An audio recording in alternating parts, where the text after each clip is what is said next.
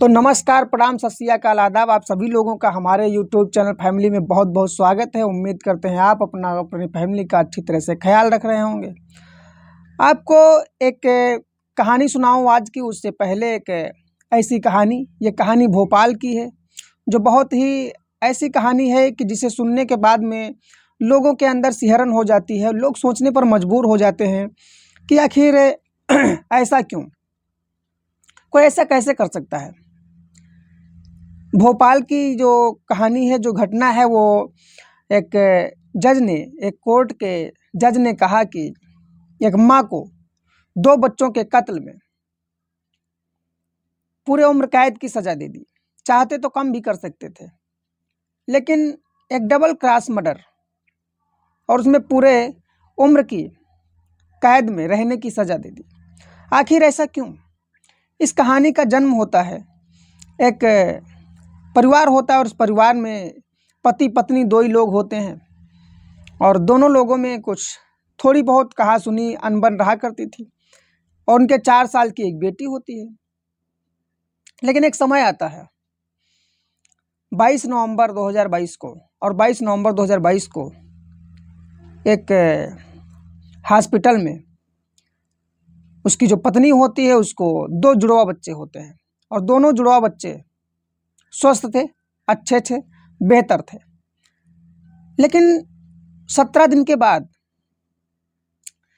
जो उन 2 बच्चों का एक माँ थाने में जाती है और रिपोर्ट लिखवाती है कि मेरे दोनों बच्चों को किसी ने किडनैप कर लिया है, किसी ने चोरी कर लिया है।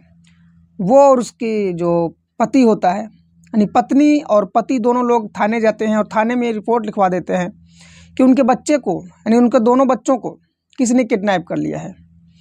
पुलिस ने उनसे डिटेल मांगी कि आखिर आपके बच्चे कहाँ थे, कैसे थे और क्यों किसी ने किडनैप कर लिया। उन्होंने बताया कि दोनों बच्चे हमारे घर पर थे और मैं वॉशरूम गई और पति कहीं दूर था, काम पर था, और जब वो वॉशरूम जाती है तो उसके बाद जब वापस आती है तो देखती है कि दोनों बच्चे उसके गायब थे। पुलिस ने तहरीर जारी की, खोजने की कोशिश की, काफ़ी जगह पर ढूंढना को शुरू किया, लेकिन जहाँ पर उसके दोनों बच्चे लेटे हुए थे और जहाँ से वॉशरूम गई, वहाँ से कोई ऐसा क्राइम सीन नहीं मिला जहाँ से ये माना जा सके कि उन बच्चों की चोरी हुई है। क्योंकि घर के अंदर से बच्चों का चोरी हो जाना और माँ को पता ना चले, क्योंकि वॉशरूम जाते और आते में सिर्फ 2 से 4 मिनट का टाइम लगता है। पुलिस इस बात को मानने पर तैयार नहीं थी, लेकिन पुलिस के पास मजबूरी थी। पुलिस ने उस बात को माना और मानने के बाद में कहा कि हो सकता है किसी ने चोरी कर लिया हो या किडनैप कर लिया हो। पुलिस ने तलाश जारी की, काफ़ी इधर उधर ढूंढ ढांड, जहाँ भी खोजने की ज़रूरत थी वहाँ खोजा गया, लेकिन उन बच्चों का कोई पता नहीं लगा। महज 8 दिन बीत गए धीरे धीरे, लेकिन एक दिन उस पत्नी ने अपने पति से कहा कि मैं कुछ आपसे कहना चाहती हूँ। पति ने कहा, कहो, क्या कहना है। पति ने जब पूछताछ की और उससे पूछने की कोशिश की कि आखिर बात क्या है, तो उसने कहा नहीं, मैं आपके सामने नहीं बताऊंगी, मुझे थाने ले चलिए, मैं पुलिस के सामने अपनी बात रखूंगी। इस बात से पति और पत्नी में फिर से बहस हुई, कुछ थोड़ी बातें हो गई, कुछ बातें हुई और गुस्सा नाराज़ी भी हुई। पति ने कई बार कहा भी कि पुलिस के सामने बताने से बेहतर मेरे सामने बताओ, आखिर ऐसी कौन सी बात है जो मेरे सामने नहीं बता सकती। लेकिन उसने कहा कि नहीं, मुझे थाने ले चलो, मुझे वहीं बात करनी है, मैं वहीं बताऊंगी। पुलिस के सामने ले जाएगा। उसने अपने पति की तरफ फिर से देखा और पुलिस वालों की तरफ देखा और पुलिस वालों को देख करके कहा कि मैं इनके सामने नहीं बता सकती। पुलिस का काम था कि उस सच को जानना, उन बच्चों के बारे में पता लगाना। तो पुलिस ने उसके पति को बाहर कर दिया और बाहर करने के बाद में कहा कि अब बताओ। तो उस महिला ने कहा कि मैंने उन दोनों बच्चों को मार दिया। उस महिला ने कहा कि मेरे बच्चे चोरी नहीं हुए, किडनैप नहीं हुए हैं, मैंने खुद अपने बच्चों को मार दिया है।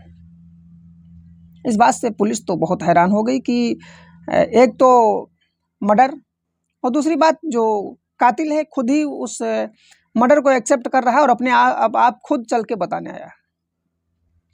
पुलिस ने कहा कि फिर उनकी लाशें कहाँ हैं? तो पत्नी ने कहा कि मुझे एक जगह पर ले चलो। पत्नी ने उनसे जब पुलिस वालों से ऐसी बात की तो पुलिस वाले उन्हें गाड़ी बिठाया और लेकर के एक झील जैसी होती है, सुनसान एरिया, सन्नाटा एरिया, वहाँ पर ले जाती है। और वहाँ पर कुछ जंगल होता है और जंगल के बीच में एक सुनसान जगह होती है। उस जगह पर वो खुदाई करवाती है और खुदाई करवाने के बाद बहुत कम खुदाई करवानी होती है, क्योंकि सिर्फ 1 फीट गहरे गड्ढे में थे। 1 फीट गहरा गड्ढा, वो भी बलुई मिट्टी, हाथ से खोदी जा सके। पुलिस वालों ने खुद उस मिट्टी को हाथ से घटाया बढ़ाया, खोदा। कुछ आसपास में जो नुकीली लकड़ियाँ, अटरे पटरे पड़े थे, उन्हीं से माटी खिसका करके देखा, वाकई में बात 2 कंकाल थे वहाँ पर। देख करके लग रहा था कि वही 2 बच्चे हैं, जुड़वा, जो 17 दिन की बच्चे होते हैं। और 17 दिन के बच्चों की जो हालत थी वो लगभग शक्ल बेशक्ल हो चुकी थी। अब कम से कम 8 दिन हो गए थे उस मिट्टी में दबे दबे। लाश से बदबू भी आ रही थी, लेकिन पुलिस का काम था। DNA रिपोर्ट करवाई गई, पता लगा कि बिल्कुल सत्य है, वही दोनों बेटे हैं, वही दोनों बच्चे हैं। पुलिस ने उसे अपनी हिरासत में लिया और चार्जशीट दायर की और जेल भेज दिया। जेल भेजने के बाद में मुकदमा हुआ। मुकदमे के बाद में उस महिला को जज के सामने पेश किया गया। जज के सामने आई तो जज ने पूछा कि आखिर ये तो ठीक है कि तुमने अपना जुर्म स्वीकार कर लिया, बता दिया, लेकिन आखिर दोनों बच्चों को मारा क्यों? अपने ही 2 बच्चों को क्यों मार डाला? तो उसने एक कहानी बताई और कहा कि मैं एक दिन पति पत्नी में आपस में थोड़े झगड़े हुए। उस रात जो झगड़े हुए, उस रात मैंने एक फ़ैसला लिया कि मैं सुबह अपने घर चली जाऊंगी, यानी अपने मायके चली जाऊंगी। और पति ने इसकी इजाज़त नहीं दी, लेकिन पति काम पर चला गया और पत्नी ने दोनों बच्चों को उठाया और वहाँ से अपने मायके लिए चल दी। लेकिन रास्ते में कुछ बताया कि मुझे ऐसा कुछ ख्याल आया और मैंने सोचा कि मुझे इन बच्चों को मार देना चाहिए, और मैंने इन बच्चों को मार दिया और वहीं झील में दफना दिया। लेकिन मैं खुद नहीं जानती कि आखिर मैंने क्यों किया ऐसा। मैं इस बात से खुद हैरान हूँ कि आखिर मैंने किया तो किया क्या? एक छोटी सी गलती के लिए एक इतना बड़ा कदम उठा दिया। पुलिस ने कहा कि कोई कारण हो सकता है। ऐसा तो कोई कारण था नहीं, आपके तो 2 बेटे थे। ऐसा तो नहीं था कि पहले मान लो लड़कियों के पीछे ऐसा था कि लड़के रख लेते थे लोग, लेकिन जो बच्चियाँ होती थी, लड़कियाँ होती थी, उन्हें मार देते थे, उन्हें नहीं पालना चाहते थे। लेकिन आपके तो 2 बच्चे थे, आप दोनों बच्चों को क्यों मारा? उसने कहा मेरी समझ में नहीं आ रहा, मैं खुद नहीं जानती हूँ कि आखिर ऐसा किया तो किया क्यों मैंने। खैर, कोर्ट ने, जो जज था, उसने उसे सज़ा दी और सज़ा मौत की ना दे करके, डबल मर्डर केस, उसने मौत की सज़ा नहीं दी और कहा कि इसे उम्र कैद की सज़ा दो। जब तक ये जिंदा रहेगी, इस बात का सबूत रहेगी, इस बात का गवाह रहेगी कि जिस प्रकार से एक माँ ने किया है उसके लिए पूरी उम्र उसे जेल में गुजारनी पड़ी। क्योंकि हमारे समाज में, हमारे देश में माँ का दर्जा बहुत ऊंचा होता है। तो एक तो 2 बच्चों का मर्डर और दूसरी बात एक माँ ने किया था, जिस हिसाब से उसे उम्र कैद की सज़ा हो गई। लेकिन क्या बताया जाए, पूछा गया तो सिर्फ यही बात बताई कि मुझे खुद नहीं मालूम आखिर मैंने कैसे कर दिया। अजीब घटनाएं हैं, अजीब कहानियां हैं। लेकिन आज की जो कहानी है उसे शुरू करते हैं। ये कहानी एक नवसार ज़िले की है। उत्तर प्रदेश का ज़िला है नवसार। नवसार ज़िले में एक राइस मिल है और राइस मिल बहुत दसियों साल से बंद पड़ी है। उसमें कोई आता जाता है नहीं। अब आता जाता नहीं तो जाहिर सी बात है कि सन्नाटा रहता है और खंडहर हो गई है, क्योंकि बहुत पुरानी थी इसलिए वो गल भी रही है। धीरे धीरे कई हिस्से गिर भी गए उसके। लेकिन वहाँ से एक आदमी गुजर रहा था और उसकी नज़र पड़ी, उसके गेट जो होता है उसका, वो थोड़ा सा जालीदार होता है। सुबह सुबह एक आदमी निकल रहा होता है काम पर। उसने देखा कि उस जाली से दिखाई पड़ रहा था कि अंदर किसी की लाश है। गौर से देखने की कोशिश की, दीवार पे चढ़ा बाहर की देखा तो अंदर लाश थी और लाश के कपड़े भी फटे थे। देख करके लगता था जैसे कुत्तों ने फाड़ा हो। उसने आसपास के कई और लोगों को बताया। बताने के बाद में कई लोगों ने फ़ोन करना शुरू किया। इमरजेंसी नंबर पर फ़ोन किया गया। पुलिस आई, उस लाश को बरामद किया। आसपास के थानों को अलर्ट जारी किया गया है कि आखिर ये लाश किसकी है। कोई गुमशुदगी की एफआईआर, कोई गुमशुदगी की रिपोर्ट। एक थाने में गुमशुदगी की रिपोर्ट मिलती है। जब उस थाने में गुमशुदगी की रिपोर्ट मिलती है तो जो रिपोर्ट किया था जिसने, उसे बुलाया जाता है। वो भी एक महिला थी। महिला को लाश दिखाई जाती है और लाश दिखाई जाने के बाद में वो जो महिला होती है उसका नाम नफीसा होता है। और नफीसा कहती है कि मेरी बहन की लाश है। इसका नाम वो बताती है कि सुहाना शेख है। उस लाश का जो पता लगाया गया तो उस नफीसा ने कहा कि इसकी लाश जिसकी है इसका नाम सुहाना शेख है और ये मेरी बहन है और ये कम से कम 2.5 महीने से गायब है। 2.5 महीने से गायब होने का मतलब ये था कि किसी ने उसे कल ही मार के डाल दिया। हो सकता है किसी किडनैपर ने अगवा कर रखा हो और आज उसे मार करके यहाँ डाल दिया। उसे पूछा गया कोई पैसे की डिमांड तुमसे, कोई ऐसी बात? बोली कुछ भी नहीं, ऐसा कुछ था ही नहीं। ना पैसे की डिमांड, ना कोई आया, ना किसी ने खबर दी। लेकिन उसने जो कहानी बताई, उसने कहानी ये बताई कि उसका जो 7 साल पहले शादी हुआ था सुहाना शेख का, और उसके बाद में जो उसका पति था फैजल नासिर पठान, उसके साथ अब रिलेशन अच्छे नहीं थे। 1 साल से उनके बीच में बहुत काफ़ी दूरियां चल रही थी। एक उनका 4 साल का बेटा भी था। अब 1 साल से उनका केस कोर्ट में डाइवोर्स के लिए पड़ा हुआ है। वो लोग अलग होना चाहते हैं, लेकिन जो 4 साल का बच्चा है वो दादी के पास रहता है। फैजल नासिर पठान कभी कभी आता था और मिल भी लिया करता था, लेकिन 2.5 महीने से वो भी नहीं आया, ना उससे कोई मुलाकात हुई। तो आखिर पुलिस की समझ में आया कि अब तो केस सुलझ गया, सारी मिस्ट्री ख़त्म हो गई। फैजल नासिर को उठाओ और केस ख़त्म। इसका मतलब है कि सबसे बड़ा मुजरिम वही है, उसी ने मारा होगा इसको। फैजल नासिर पठान को उठाया जाता है, पुलिस गिरफ्तार करती है। गिरफ्तार करने के बाद लाती है। पुलिस पूछती है कि तुमने इस लड़की को मारा है, यानी अपनी पत्नी को मारा है तुमने? तो उसने कहा नहीं, मैंने कत्ल तो किया है, लेकिन जिस लड़की की आप फोटो दिखा रहे हैं मैंने उसका कत्ल नहीं किया। आखिर अब पुलिस भी इस चकमे में थी कि इसने कत्ल तो किया है। पुलिस कहती है कि ये कौन सी बात है, आपने कत्ल किया है और जिस लड़की की हम फोटो दिखा रहे हैं उसका तुमने कत्ल नहीं किया, तो तुमने कत्ल किसका किया है? लेकिन अब नफीसा क्यों झूठ बोल रही थी? क्योंकि नफीसा जो फोटो पहचान करके बताई थी, जो तस्वीर देखी थी, उसने कहा कि मेरी बहन का। उसे पूछा जाता कि आखिर तुमने कत्ल किया तो किया किसका? तो बताता है कि ये जो मैंने कत्ल किया है ये वो लड़की नहीं है, मैंने कत्ल किया है रिया का। तो उसे उस डेड बॉडी को दिखाया जाता है जो पुलिस को बरामद हुई थी। डेड बॉडी दिखाई गई फैजल नासिर पठान को, तो कहा कि हाँ हमने कत्ल किया है, लेकिन इसका किया है और इसका नाम रिया है। पुलिस फिर चकमे में कि अगर ये रिया है तो नफीसा क्यों कह रही कि मेरी बहन सुहाना शेख है? केस और उलझ गया। किसी की कुछ समझ ना आए कि आखिर अब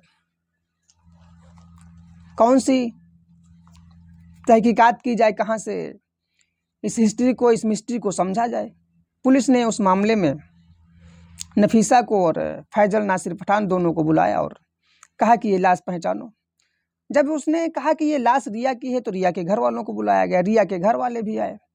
अब रिया के घर वाले जब आए तो रिया के घर वालों ने कहा कि हाँ ये लाश रिया की है। ठीक है, एक तो ये मसला हल हो गया कि रिया की लाश है और फैजल नासिर पठान इस रिया का मुजरिम भी है, इसने इसे मारा भी है। लेकिन ये भी पुलिस के दिमाग में चल रहा होता है कि आखिर जो नफीसा शेख कह रही है कि उसकी भी बहन जो 2.5 महीने से गायब है, जो फैजल नासिर पठान की पत्नी है, वो कहाँ है? अब वो भी तो मिलना चाहिए, अब वो है नहीं।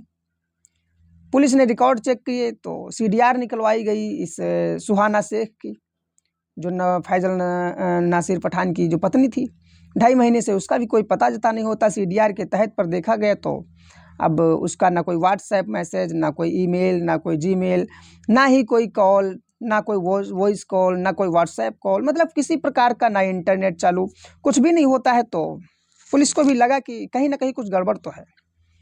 आखिर फैजल नासिर पठान को दबाव में लिया जाता है और पूछा जाता है कि तुम इन दोनों के साथ किए तो किए क्या? अगर रिया को तुमने मारा है तो अपनी पत्नी को कहाँ छुपा रखे हो? और आखिर तुमने रिया को मारा तो मारा क्यों? सबसे बड़ी मिस्ट्री ये थी कि रिया को तुमने क्यों मारा? तो उसने कहा कि हम 1 साल से लिव इन रिलेशनशिप में थे और इसके बाद में मुझे पसंद नहीं आया और इसे रोज़ आए दिन लड़ाई झगड़े करती थी, इसलिए मैंने इसे मार दिया। और भारी पत्थर से मारने के बाद में इसे गला घोंट करके यहीं पर मार दिया और मैंने सोचा कि जल्दबाजी थी और यहाँ से निकल गया। मैं दूसरे दिन से अंदर ही जाकर के दफना देता। फिर लेकिन पुलिस ने कहा कि ठीक है, लेकिन अपनी पत्नी को क्यों मारा? पुलिस ने उसे दबाव में लेते हुए और झांसे में लेते हुए उसने कहा कि मुझे मालूम है तुमने ही जो सुहाना शेख है उसे मारा है और कोई हो ही नहीं सकता, क्योंकि इसका मतलब यहीं से यह है कि जब रिया को तुम मार सकते हो, वो तुम्हारी गर्लफ्रेंड थी, तो तुम अपनी पत्नी को भी मार सकते हो। यह सत्य है कि तुम्ही ने अपनी पत्नी को मारा है। फैजल नासिर पठान अब पुलिस के चंगुल में फंस चुका था और पुलिस ये भी एक चेतावनी दे देती है कि अगर तुमने हमारी बात नहीं मानी और तुमने अपने जुर्म को स्वीकार नहीं किया तो तुम्हारे साथ हम पुलिसिया अंदाज में भी आ जाएंगे। फैजल नासिर पठान ने फिर अपनी एक कहानी बताई और उस कहानी में ये बताया कि 7 साल पहले मेरी शादी हुई सुहाना शेख से, और सुहाना शेख जो होती थी, सुहाना शेख रोज़ आए दिन लड़ाई करती थी, झगड़े करती थी। 1 साल से हम लोग अलग नहीं रहना चाहते थे, लेकिन अब इधर जब सुहाना शेख को ये मालूम हो चुका था तो बहुत लड़ाई होती थी। एक दिन मैं उसे इसी राइस मिल में सन्नाटे में लेकर के आया और उससे बातचीत की कि बात बन जाए और लड़ाई झगड़े ख़त्म हो जाएं। लेकिन लड़ाई झगड़े ख़त्म होने के बजाय इस खाली सुनसान जगह कि लड़ाई झगड़े यहीं पर ख़त्म हो जाएं, लेकिन लड़ाई झगड़े ख़त्म होने के बजाय लड़ाई झगड़े और बढ़ गए, बातें बहुत ज़्यादा बढ़ गई और चीखने चिल्लाने लगी हम पर। जब इस तरह से हुआ तो मैंने भी उसे मार दिया और मारने के बाद उसको यहीं पर दफना दिया। दफनाने के बाद में फिर यही हाल रिया का हुआ। रिया के साथ मैं यहाँ पर आया, कई बार आया और यहाँ पर बैठा, देखा कि आखिर है तो है क्या। रिया के साथ आता था क्योंकि अकेले आने में थोड़ा डर लगता था, क्योंकि बहुत सन्नाटा और सुनसान जगह थी, इसलिए मैंने रिया के साथ आया और रिया से बातचीत की। लेकिन जब मुझे लगा कि अब सारे रिश्ते हमारे और रिया के बीच में तो अच्छे हो जाएंगे, लेकिन अच्छे होने के बजाय रिश्ते और ख़राब हो गए, क्योंकि उसने मुझे बहुत ज़्यादा टार्चर करना शुरू किया। जिस तरह से सुहाना शेख लड़ती थी उसी प्रकार से ये भी लड़ना और झगड़ना शुरू कर दिया। मुझे लग रहा था कि आने वाले समय में ऐसी ही कहानी इसके साथ भी होगी, इसलिए उसे भी यहीं पर मार दिया और मारने के बाद डेड बॉडी यहीं पर डाल दी। डालने के बजाय मुझे बाद में लगा कि दफना दिया जाएगा, लेकिन समय नहीं मिला। समय रहते किसी ने